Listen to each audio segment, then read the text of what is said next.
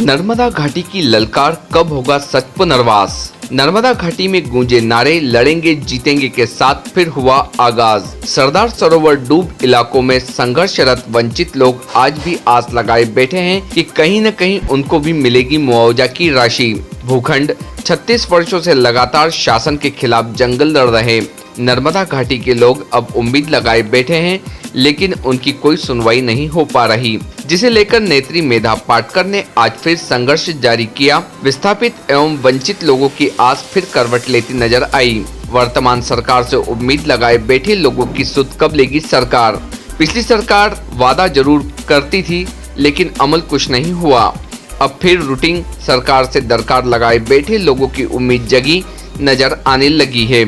अधूरे पुनर्वास टापू बने किसानों के खेत, हजारों एकड़ भूमि हुई जलमग्न। मुआवजे की आशा में किसान निसरपुर, चिखलदा, कड़कमाल, चंदनखेड़ी सहित सभी प्रभावित उतरे मैदान में। अब होगा उग्र आंदोलन, जब तक पुनर्वास नहीं तब तक विश्वास नहीं। भारतीय न्यूज के लिए अशोक कुमार दीक्षित की रिपोर्ट। 35 साल पूरे हो गए हैं, पर आज भी विस्थापितों का पुनर्वास, सभी आदेश, सभी कानून और नीति होते हुए हज़ारों का तो हो गया, लेकिन कुछ हज़ार लोग आज बाकी हैं। इससे आक्रोशित है नर्मदा घाटी के किसान, मजदूर, मछुआरे, केवट, कुछ दुकानदार भी। और ये क्यों नहीं हुआ है, इसकी आज लोग पोल खोल कर रहे हैं। अपेक्षा यही थी कि जैसे इन्होंने कोर्ट के फैसलों के आधार पर कानून के तहत जो प्रावधान थे उसको अपनाकर हजारों को ज़मीन मिल गई। जिनको ज़मीन नहीं मिली उनको सुप्रीम कोर्ट ने 60 लाख रुपए हमारे ही याचिका में दे दिए। लेकिन विस्थापन एक अलग बात होती है और उसमें अलग अलग समुदायों पर जो अलग अलग असर पड़ते हैं, उससे निपटना सरकार की क्षमता नहीं होती है और उतनी संवेदना नहीं होती है। ये चित्र आज दिख रहा है। जो दलित गरीब परिवार है उनको खास करके आज 3 सालों से टीन शेड में पड़े रहना पड़ रहा है। और ये क्यों? क्योंकि वो लोग कभी कुछ समय मजदूरी गए होंगे या उनका रेशन कार्ड नहीं होगा तो तत्काल उनको आरोपित किया जाता है, जबकि कई धनिक किसानों को 4-4 घर प्लॉट्स भी मिले हैं। ये भी बात है कि इन्होंने जो भी देना तय किया उसके अनुसार वसाहतों का प्लानिंग नहीं किया।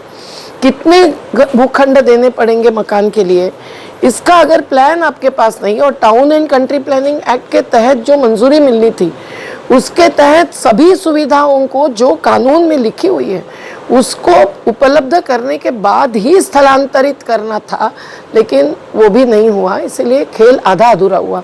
2017 में जो बड़ा अनशन 17 लोगों ने घाटी के किया, उसके चलते हुए और संघर्ष रास्ते पर उतर आए ढोरों के साथ, तो कई सारे आदेश आ गए। उसमें मछुआरों को, केवटों को, दुकानदारों को अधिकार की बात फिर से दोहराई गई।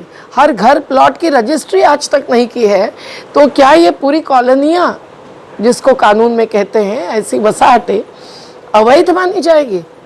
क्या ये बिना हकदारी यहाँ जिंदगी निकाल पाएंगे? ये सभी सवालों का जवाब 2017 में हमको दिला, लेकिन उसका अमल नहीं हुआ। एक सरकार जो संवादशील थी उसने संवाद भरपूर किया हमारे पास, लेकिन हर मुद्दे पर जो आदेश के रूप में परिवर्तित होना था निर्णय, वो न होते हुए उनकी सरकार चली गई। अब नई सरकार तो संवाद करने की स्थिति में ही नहीं है, ऐसा लग रहा है। और आज मध्य प्रदेश में सरकार ही अस्तित्व में नहीं, ऐसी स्थिति है। चुनाव टू चुनाव जीतने वाले, जीने वाले राजनेता संवेदना के साथ अगर पेश नहीं आते हैं तो विस्थापितों को संपूर्ण पुनर्वास नहीं मिल सकता है। इसीलिए आज भी जो हैरान है, परेशान है, उन सब लोगों को, जैसे किसान की ज़मीनें टापू बन गई है, ऐसी बन गई है कि उनको हर साल अब भीगी हुई कपास निकालना या केले वहीं सड़ने या पकने देना संभव नहीं है। तो या तो वहाँ एक साल में पुल या रास्ता बनना था, और जहाँ संभव नहीं वहाँ भू अधिग्रहण करना था, आज वो भी बाकी है। जिन लोगों ने ईमानदारी से पैसे को छुआ नहीं, उनमें ऐसे भी किसान हैं जैसे मुकाती जी आज एक पैसे को छुए बिना चले गए, जगन्नाथ काका चले गए।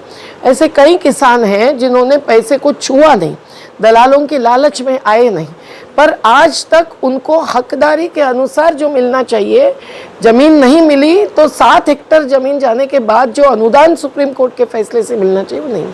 तो लोग अभी भी संघर्ष के ही मोड़ पर हैं और वो मानने को तैयार नहीं है, वो अपना हक लेके रहेंगे। इस नारे के साथ आज फिर गांधी जयंती पर कल और आज फिर संकल्पकृत हो चुके हैं और जो अधिकारी संवेदना दिखाएंगे, संवाद करेंगे, उनके साथ संवाद करने को हम तैयार हैं।